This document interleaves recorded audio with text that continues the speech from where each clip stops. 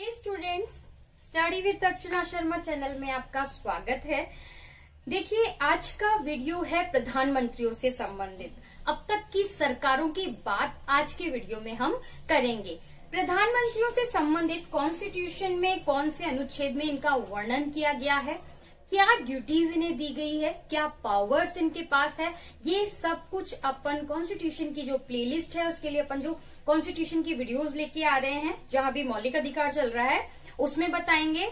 इस वीडियो में हम बात करेंगे अब तक कौन कौन से प्रधानमंत्री बन गए हैं, उनकी क्या पॉलिसीज रही है, उनके शासनकाल में क्या घटनाक्रम रहा है। देखिए, YouTube पे बहुत सारे वीडियोस हैं जो बात करते हैं अब तक के प्रधानमंत्रियों की।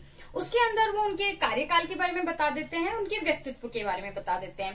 पर मेरा मानना ये है कि अभी कंपटीशन एग्जाम्स में क्वेश्चंस का नेचर चेंज हो चुका है, जो कि मैं बात पहले वीडियोस में भी कह चुकी हूँ।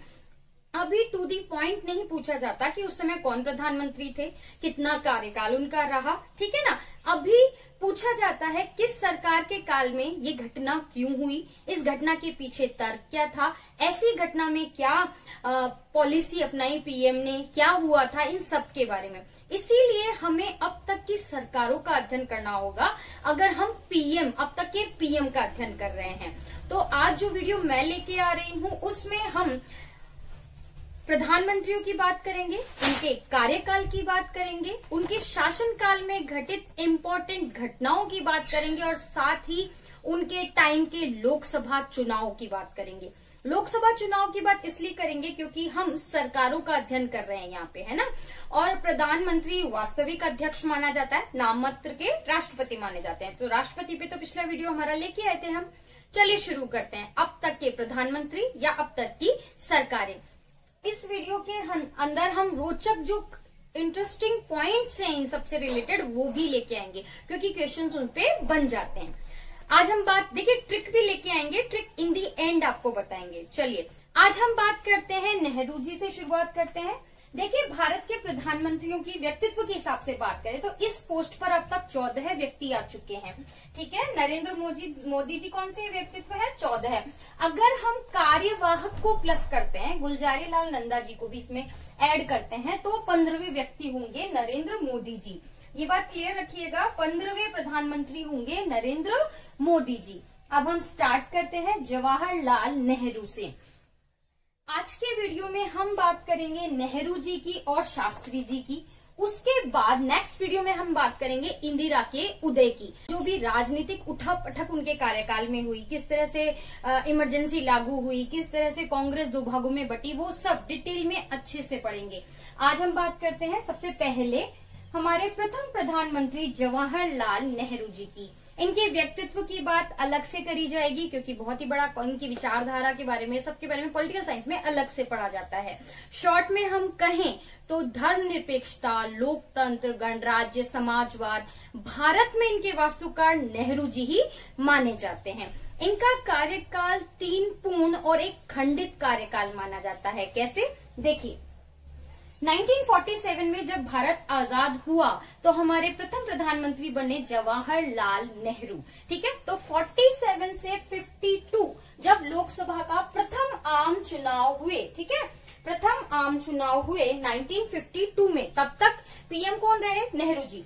पहली लोकसभा के बाद पीएम कौन चुने गए? नेहरू जी। तो 47 से 52 फर्स्ट कार्यकाल, फिर 52 से 57 तक दूसरा इनका कार्यकाल रहा, जो कि लोकसभा का चुनाव हुआ, द्वितीय लोकसभा का चुनाव 57 में। उसके बाद तीसरी लोकसभा का चुनाव हुआ 62 में, इसमें भी वो पीएम बने, परंतु ये कार्यकाल उनका खंडित कार्यकाल माना जाएगा क्योंकि 64 में उनकी डेथ हो गई थी। तो इस तरह से 3 पूर्ण और 1 खंडित कार्यकाल नेहरू जी का है। अगर हम डेज की बात करें तो 16 साल 286 दिन तक, मतलब कि अब तक के सबसे लंबे अवधि में जो पीएम रहे उनमें नेहरू जी का नाम आता है।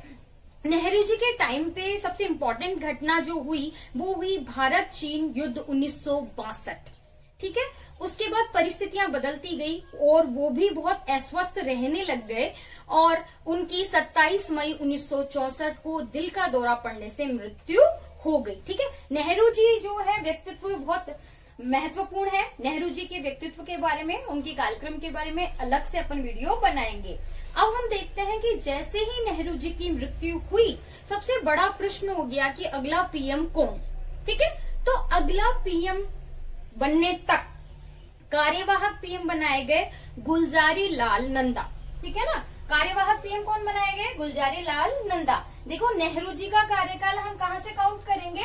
15 अगस्त 1947 से उनका डेथ वाला दिन 27 मई 1964 तक। क्लियर हो गया?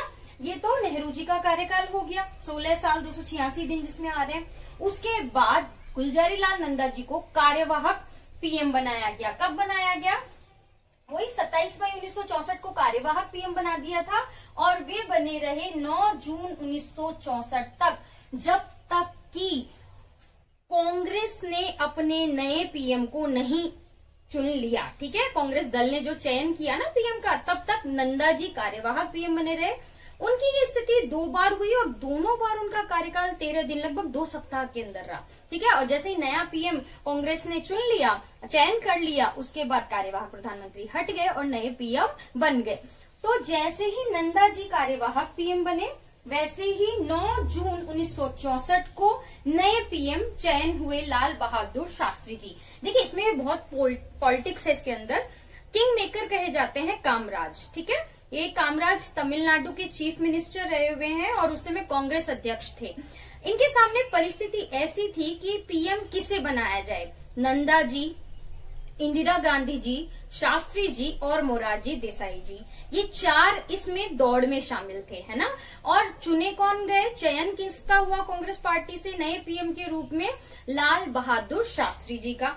इंदिरा जी क्योंकि अभी फादर के साथ वो इन्वॉल्व थी सभी एक्टिविटीज में, परंतु उनका व्यक्तित्व अभी सामने नहीं आया था। राम मनोहर लोहिया उन्हें गूंगी गुड़िया कहते थे। हालांकि नेक्स्ट वीडियोस में आप देखिएगा ये गूंगी गुड़िया किस तरह से भारत में उठापटक करती है, क्या इमरजेंसी लागू करती है, सब कुछ नेक्स्ट वीडियो में इंदिरा गांधी जी वाला जो बनाएंगे ना, मैं डिटेल में उनके बारे में पढ़ेंगे। अभी बात करते हैं। तो इंदिरा गांधी जी को शास्त्री जी के मंत्रिमंडल में सूचना एवं प्रसारण मंत्री बना दिया गया।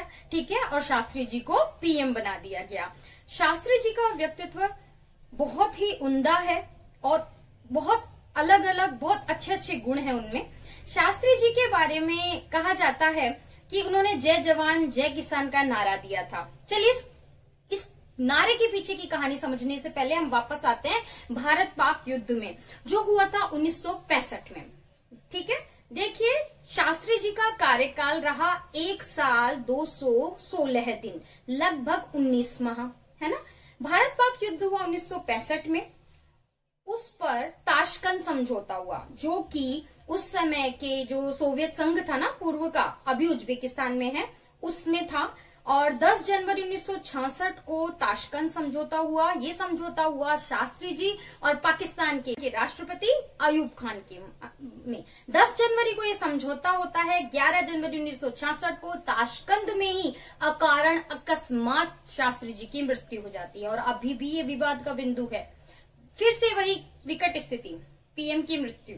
फिर से कार्यवाहक नंदा जी, गुलजारी लाल नंदा जी को कार्यवाहक पीएम बनाया गया और फिर से कांग्रेस पार्टी ये सोचने पे मजबूर हो गई कि किसे पीएम बनाएं। ठीक है, नेक्स्ट वीडियो में, अरे हाँ, आपकी वो जय जवान जय किसान वाली बात रह रही है अभी। जय जवान जय किसान का नारा दिया था शास्त्री जी ने। दरअसल हुआ ये कि भारत की स्थिति पहले भारत चीन युद्ध से, फिर भारत पाक युद्ध से और फिर सूखा पड़ने से खाद्यान्न का संकट हो गया था, है ना। उस समय अमेरिका से ये जो होता है ना PL 480 स्कीम के तहत लाल गेहूं भारत में आता था, वहीं से हमारी खाद्यान्न आपूर्ति होती थी। जब भारत पाक युद्ध हुआ तो कुछ ऐसी परिस्थितियां हुई कि अमेरिका ने युद्ध विराम करने के लिए कहा और शास्त्री जी ने इस धमकी का फर्क नहीं पड़ा, शास्त्री जी ने उनकी बात नहीं मानी और ये गेहूं की आपूर्ति अमेरिका ने बंद कर दी। परिस्थितियां इतनी विकट हो गई कि शास्त्री जी को पूरे देशवासियों को एक दिन का उपवास करने का आह्वान करना पड़ा और उन्होंने नारा दिया जय जवान जय किसान, जहां दोनों की महत्व हमें स्पष्ट होता है। थैंक यू, आपने ये वीडियो देखा। नेक्स्ट वीडियो में हम बात करेंगे इंदिरा जी की, किस तरह उनका व्यक्तित्व शून्य से उभर कर ऊपर तक आया, किस तरह कांग्रेस में जहां उनकी कोई स्थिति नहीं थी, इतनी मजबूत स्थिति हुई कि कांग्रेस की जगह वो व्यक्तित्व की लहर पर आगे बढ़ी, किस तरह उन्होंने बैंकों का राष्ट्रीयकरण किया, किस तरह इमरजेंसी लागू की, देसाई या कहें कांग्रेस का बंटवारा आई और ओ का, कांग्रेस ओ का हुआ, ये सब पे आराम से डिटेल में खुल के बात होगी नेक्स्ट वीडियो में। Thank you.